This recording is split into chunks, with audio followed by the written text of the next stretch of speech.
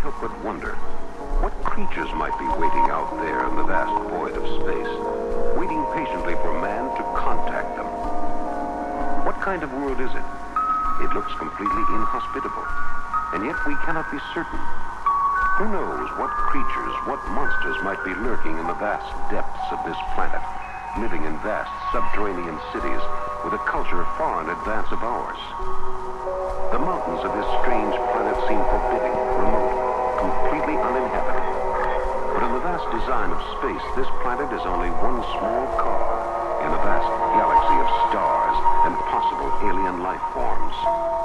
What's that blue glow out there in space, that deep and mysterious aura which we see phosphorescing in front of us, turning the blackness of space into an eerie fireworks of unearthly origin? As we watch, the aura changes colors, turning from blue to red, shifting through all the colors of the rainbow. What is this strange glowing light? Is it a beacon from an alien civilization, telling man that he is not alone in the uncharted depths of the universe?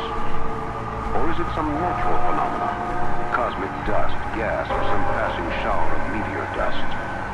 Glowing in white-hot intensity, the aura changes colors again to a blazing white.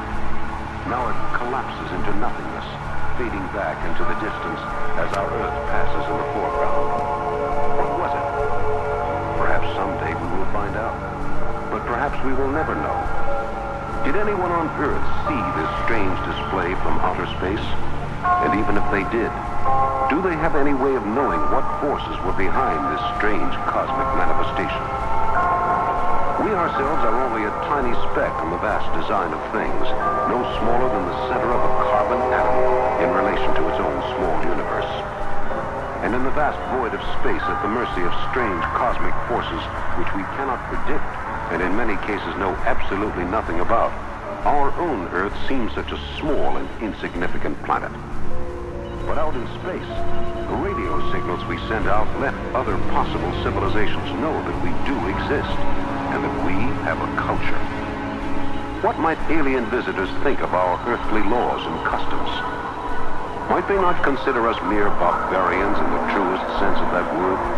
The barbarians and Stone Age men of the universe? Here we see a small object in space hovering next to a large red planet, very much like our own Mars.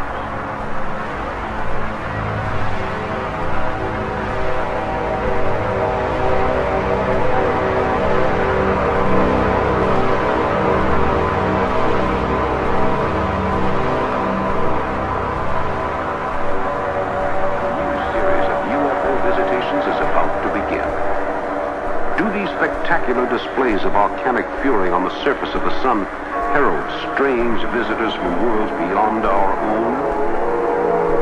In the past, UFO visitations have been linked by Project Blue Book, the Air Force manual on such activities, with atomic testing and weather disturbances and cycles of the sun and the moon.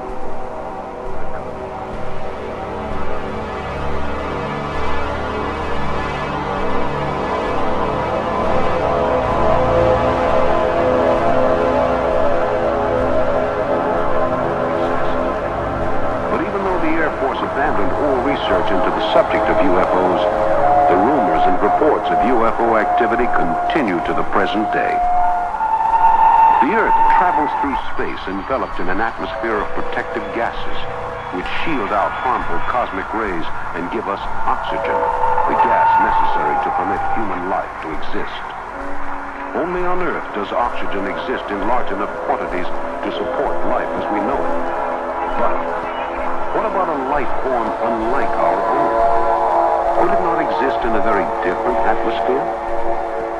Out in deep space, we have sentinels of the skies searching for the answers to the astounding questions which have plagued both scientists and laymen for more than 3 decades.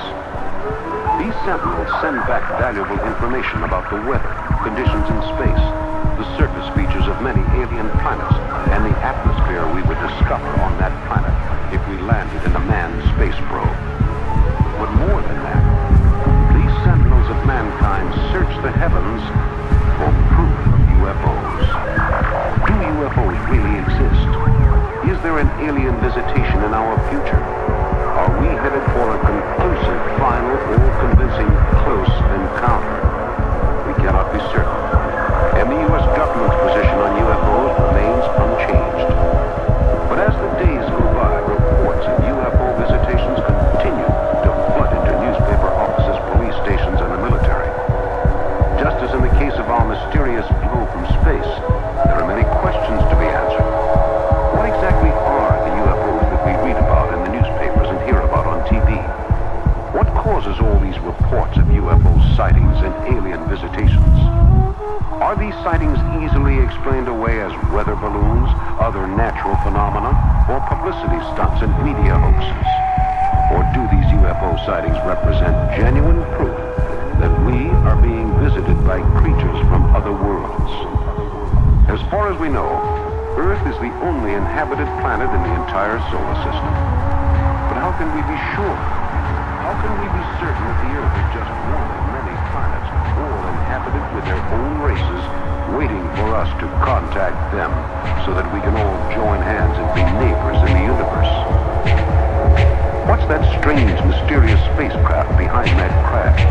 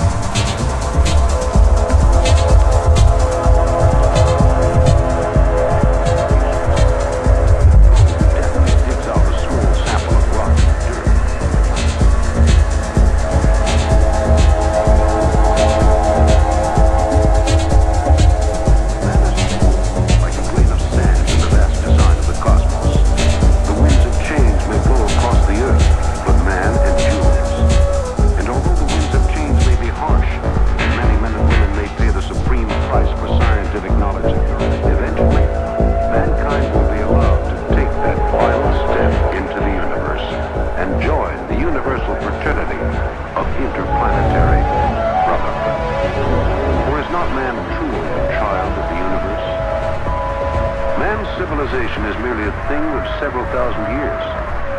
But what might an alien civilization have accomplished over its many millions of years of evolution? Space travel, destructive rays, teleportation. All these things might easily be within the grasp of an alien intelligence. Even time travel is not out of the question. And as man reaches out into the universe, who knows what amazing secrets will be waiting to be unlocked? Who knows what astounding mysteries are out there in the vastness of space, waiting for mankind to discover them? Who knows what forms alien life might take? It could be anything. Even these little glistening grains of sand might be some seeds of an alien intelligence traveling through space across the millions of galactic miles, searching for a new home in which to survive and flourish. Might not these alien spores land on Earth? And might not these strange alien civilizations find in Earth the most hospitable environment imaginable? These alien civilizations might bring peace, knowledge, and understanding. But they might also bring death, destruction, and evil as they spread a red glow of carnage through our Earth, reducing it to nothing but a slaughterhouse, an alien food breeding ground. Who knows what our alien visitors might have in store for us in some future invasion from outer space?